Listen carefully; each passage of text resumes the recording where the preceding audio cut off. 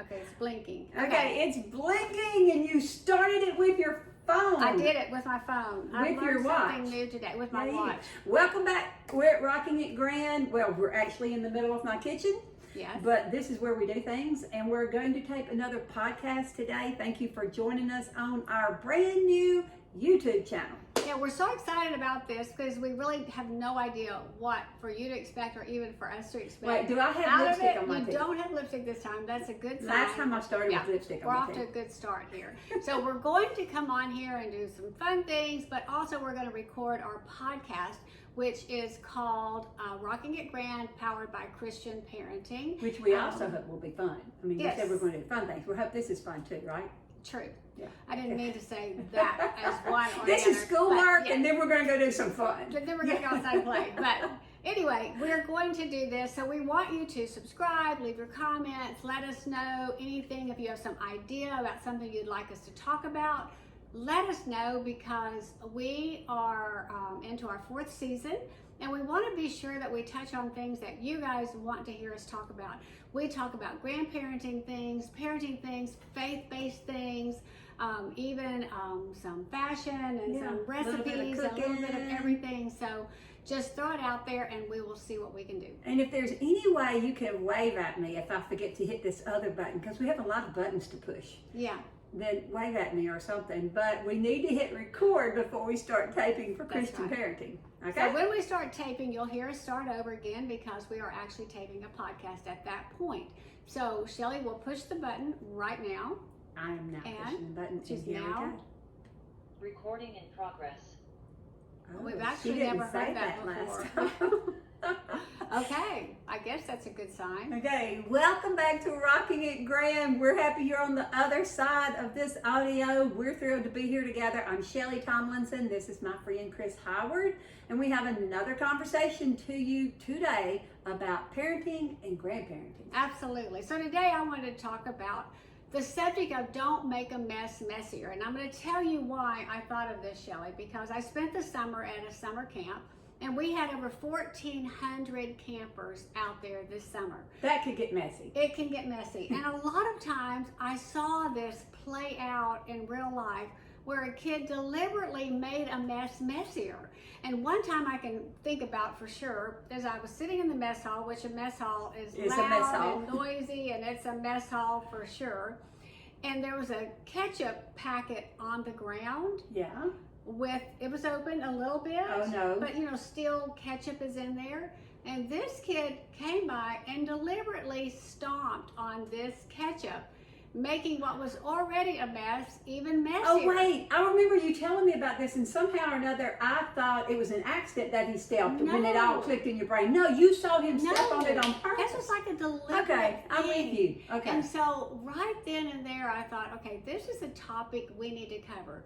Don't make a mess messier, because whether it is something like that's a physical mess, if you walk by, I can remember our little Will, who's now 19 years old. Will would literally, as a toddler, walk through the kitchen and his arm would run along the counter, knocking things off. Oh. And yes, Corey and Willie worked on that and got them. Yeah, got them I'm out of that. about to say, I bet Yes. that didn't last long, That because I didn't. know Corey and Willie, No. that was a very small season. No, that did not last long. But we do that in life too. Things come up. I'm going to just say this. This is a biggie, but a couple going through a divorce, which is always a messy situation for everybody. But there are ways you can be less messy. And I'm going to say, I want to say it maybe more like that, because life is messy. I mean, every day we can absolutely. choose our weapon of messiness and how to take care of that. But life is messy. We go through life every day with choices of how we can make things less messy. And it's unrealistic That's to think it's not going to be messy. Exactly I love the right. way your mind works, that Yeah. you saw that ketchup splattering everywhere, and then and Yeah. Chris and I, we think alike. You immediately saw how that related to life itself. Exactly. Beyond, because we're definitely talking about physical messes. Don't make a mess, a physical mess messier. But now we're talking about life and how not That's to right. make it messier. And of course, like Chris just said, it's going to be messy, because life is messy. And I think that's one of the first things we need to realize That life is messy. life is messy. And if you start the day with that intention, That's exactly knowing right. that life is going to be messy, you're going to be ahead Which of is it. actually the number one. You're already ahead of the Oh, game I'm here, ahead of because us. I have Okay. a list for us. Oh, you But brought. I want us to kind You of brought think some ideas. back. I've got some ideas. I want us to think back even to things like the divorce situation and think about those things that you can do. Things like speaking to each other in a civil tone of voice. Or saving those really rough conversations when the children aren't present. Because it doesn't Those change are- the dynamics that's right. of there's still a divorce in the mix. Exactly. There are ways, There are there are things ways. that you can do to make that less messier for you and everybody involved. Even something as simple as, for me, I am, the kids at camp, my counselors at camp tease me because I say I hate a bottleneck. I just get so frustrated when I see, in my brain, I see a way to make a line move faster, but it's just not, because whoever's in charge of the line doesn't know my brain, that I've got all the great ideas for making it go smoother. So I have to really work on myself with the patience on situations like that. And I think, okay, what are some things I can do to make this situation less messy for me and everybody involved? Well, here's some things I could do. I could talk to the person next to me. You know, there's things I can do to make this, even though it's aggravating to me, I can take my mind off that and put my mind on some other things That's that good. I can occupy my time That's with. good. And So I what- came up with a list of things Okay. that All right. And we we've can kind of addressed Yeah. the first do. one. The first one, but I think it's important to say again. Yeah, So go go ahead. ahead. You want me to No, say- you go. I'll go with your next one because I Well, like your next one. I I just read want- ahead. I want us all to accept the fact that every day is going to be messy. And that's not saying that we're going to wake up in the morning and have this, oh no, it's going to be a pitiful day attitude. That's not it at all. But it is approaching life with a more realistic view of how things could turn out today. And that's maybe just saying to yourself, maybe that's just saying whatever comes my way, I know it won't be perfect, but I'm going to make it through it, and I can do it. And I'm going to look for ways to make this be smoother. And instead of waking up every morning and thinking, oh, this is going to be a great day and nothing's going to go wrong. Right. Well, no, No, something probably Pollyanna. is, yeah. It is going to turn upside Something down probably will and go quicker wrong. rather than Yes, later. exactly. I chose your second point Yes. because it's kind of like one of my soapbox issues. Yeah. And it is don't complain about the mess. Complaining in itself does not make the mess any less messy. And what I want to do, Chris, and you have some good things here about complaining, but I just want to speak from my heart just a minute. Yes. You know, the messes that can happen in a family are limitless, just like, you know, Yes. everyday life. There are many. There are many, but what you can do to not make a mess messier in your family is to take that mess from one home to another. Right. Let's say, for instance, you have a disagreement, or your daughter has a disagreement with your daughter-in-law, or your son with you, or you with your nephew, or whoever it is. The tendency can be that then you talk about that with another family member. I am right. so irritated, or That's right. this, that That's happened. right. And when you do that, you do two things, Chris. You take away your energy that you need to be in addressing the situation Right. itself and helping the situation, and you cause the problem to be messier. Right. Because if I come to one of my family members with hurt feelings from another one, and I'm telling her, you know, this hurt me so bad, blah, blah, blah, blah. Okay, I have just made that mess so much messier because now she has feelings That's right. that she didn't have before I brought That's to her about this Right. other person, and it's gotten messier in her life. I've not addressed the problem, and I've made it messier. So in my immediate family, in particular, Chris, when we're all together, I know I've told my grown kids this forever, when all these personalities are together, they're going to rub each other. Somebody's going to rub someone Every because time. everyone's an individual. But if you know that and you don't add to the problem by, you know, discussing it with someone else, then you let those two people work it out, then the problem is going to stay contained right there. So don't take it to someone else in the family. Or sometimes it doesn't even necessarily get worked out. And I'm not saying cover things up, sweep under the rug, but No, sometimes if no. we just wait time will take care of Mhm. things. But Mhm. complaining, don't complain. Don't complain. That's that so good. Does not, like I said in my notes here, complaining words are like a rocking chair. You just keep going over the same rut. Oh, that's perfect. But you don't go anywhere. And can I Nothing say, happens. if you had just seen the ketchup and just left it alone, Right. then everyone else would have walked in the, if you'd have Right. sat there and complained and said, there's ketchup and I hate the ketchup and the ketchup is messy and the Right. ketchup's on the floor. And while you're saying that, the ketchup's getting And straight we feel further and further. justified with saying that because we want to somebody else to feel a part of our Yeah. injustice that we feel like is just happening. Right. So we feel like that, but no, it just Resist doesn't it. accomplish anything. Resist it. Well, the third thing is do something about the situation that can make it better. So we go back to the ketchup packet situation. Mm-hmm. The kid who stepped on it deliberately could have actually picked it up and put it in the trash. So there Mhm. are sometimes things that you can do to make it better. We have to think about those choices of the action steps that we take. Again, we'll go back to the example of I'm in the grocery store, the line is too long, I'm in that bottleneck that I don't like to do. And so I have to think, what are some things that I can do? Okay, I can visit with somebody next to me. I can just smile because that makes everybody feel You can just better. pray. I You can just maybe engage with the pray. Lord. I can Yeah. pick up the magazine that I'm never going to read, but I'm standing there in line, so I'm going to glance at a few articles while I'm doing there. I'm going to think of some things that I can do. When I was a teacher, when I taught math, I would always tell my students to look at a math problem and say, what is this problem needing me to do? Don't go after something it's not asking you for. If this problem is asking me to add, subtract, multiply, divide, what are the needed her things in that math it's class. asking me to do?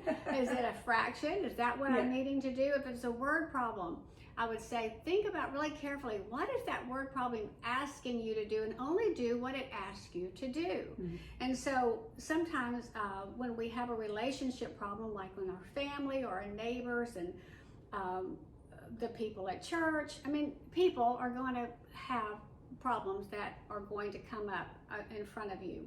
So you can always ask yourself, what part of that problem do I need to solve? And if there's nothing that you need to solve about it, that's when you just walk away from it. Remember those math problems that there was really no solution and it was like the trick that the math teacher Can I tell you that was every math problem I ever looked at in my life? well, but the teachers would deliberately do that to see if you could figure Right, that out. right. Well, sometimes relationships and big mess doesn't depend on you to fix.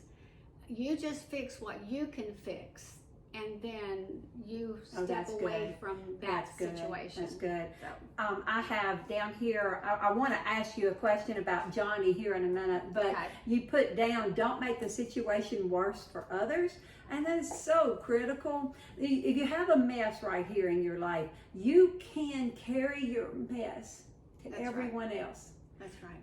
And again, that's tempting because we want someone else to know what we're going through. I always fall back on the good word of God that says that no one else understands your heart. That's God's word. yeah. And it doesn't matter if it's your greatest joy or your greatest grief. The one that understands it is God the Father, God the Son, and God the Holy Spirit. Your Creator, the one that lives with you, He knows, but you can spend all your time trying to get someone to understand your mess, That's right. and you can be just circling. Just Right. a cycle by just, That's right. I don't know, comes to mind, there used to be a song, can't think of it right now, I'm drawing a blank, but it basically says, no one knows, no one understands. That's it. It was No a country one- song, no one knows the trouble I'm in Right, or I've that's right. seen. That's And right. really, if you spend your time trying to get everyone else to understand your mess, again, you don't have the energy to deal with it yourself, and you're causing your mess to be spread like the ketchup That's right. all Right. over. But you mentioned that Johnny, and I thought that was so important, that he really illustrated that beautifully when he was sick with colon cancer. He did. Over 20 years ago, my husband had colon cancer. I know a lot of you have faced cancers in your life and serious illnesses. And, you know, he did so many things that caused other people to find joy during that time. He had this super cape that he wore to work. And, you know, there's just things that he just chose that path of that's a very messy situation. Anytime you are in a serious illness situation like that, there were lots of doctor's appointments, there was chemo, there was radiation, there was surgery, so many things that weigh heavy on a family. And I really credit him for how he walked that out, not making it any messier on everybody else. He was considerate. He took everybody else's feelings and emotions and everything into every action that he took. Back to the kid, of course he's a young kid and he'll learn, but when he stepped on that, then the possibility of that mess affecting other people went up 100 times because of him choosing to step on a packet and spread it. And that's what happens in life when we take a mess and we choose to let it just shoot out there toward everybody else. That's taking away, we're no longer being considerate of the people in our lives. Oh, that's good. That's good. We're just pouring it out there for them to feel just as bad as we feel. You brought two things to my mind that I wanted to say. And then Chris, actually, I wanted to allow you to address this last one. Y'all might not realize how we work, but we bring things that are on our heart and we bring them to each other. And so we come with notes of this is what I want to talk about. And I had looked ahead just now. And when that happens, it's really something that we feel strongly about, that we want to address on the podcast. And I love how this is going to wrap. So I'm going to let you just go into that one as well. But before you do, I want to say two things. I always want to bring balance to the situation, because we're talking about not taking your mess to someone else. We are never saying that it is not crucial to have other people in your life that you can depend on for prayer support and for counseling and to take issues that you have in your life. That's so huge, and we would never say that. But it's how you do it. It's whether or not you bring them like you rant so that you can get it out of your chest and leave it with them, and then so many times you can just leave them feeling worse than they were when you came into that little circle because you brought them all your trash. That's right. So we don't want to do that, but yes, we want to be able to go to the people that matter to us and ask them for prayer support and counseling. So that's huge. And then I also wanted to say the cape thing. You said Johnny actually wore a physical cape. He did. So one of my very best friends, Rhonda Perry, and I have done this forever, and you don't even know this, but we literally, when one of us is in the middle of an issue or something really hard's going on, we put on a cape and we say, I'm coming. And we literally get in our car with our cape on, and when you open that door and there she stands with her cape on, you just have to laugh, and it immediately lightens the situation. Because that's not doing that to make a mess messier. That's to help clean up. Absolutely. That's like, that cape is here to clean up, to say I'm here for you, exactly. and not to rehash the ugly, but to figure out how we can go forward.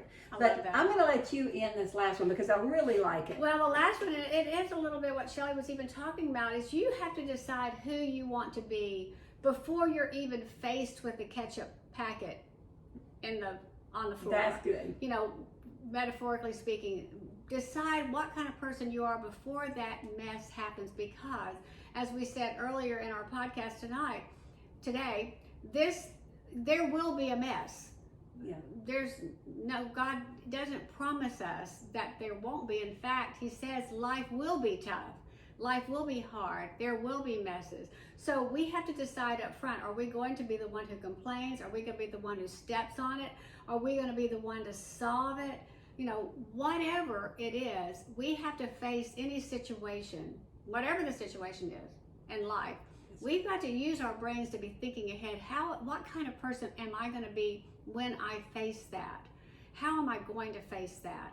And that way, when that time comes, you have a little bit of a plan. And of course, this is the school teacher in me. I always say the kids who come to school prepared are the happiest kids, because the kids who come not prepared, they spend the whole day, anxiety and the stress. The whole day worrying about it. Is she going to call on me? Is the teacher going to call on me? Is he going to ask me this? I don't have it. But when you're prepared, you have a little bit of a more stress-less life. So start thinking about that now, and the next mess that comes up in your life, in your family, in your church family, whatever. How are you going to face it? That's our challenge today. That's a challenge, and we'll leave you with that. Thank you for being with us here at Rocking It Grand. We'll see you next time. Bye-bye. Can I turn it off from here? You should be able to. I should be able to. Turn Recording it off stopped. from there. Oh, recording stopped. She wasn't talking to us earlier. I hope the other one did right. I know. Wait, but I can't find my little thing. Okay, it's this, right? That guy, right? Where's that That little gray little guy? See that little gray camera guy? guy. Yeah, just hit stop on.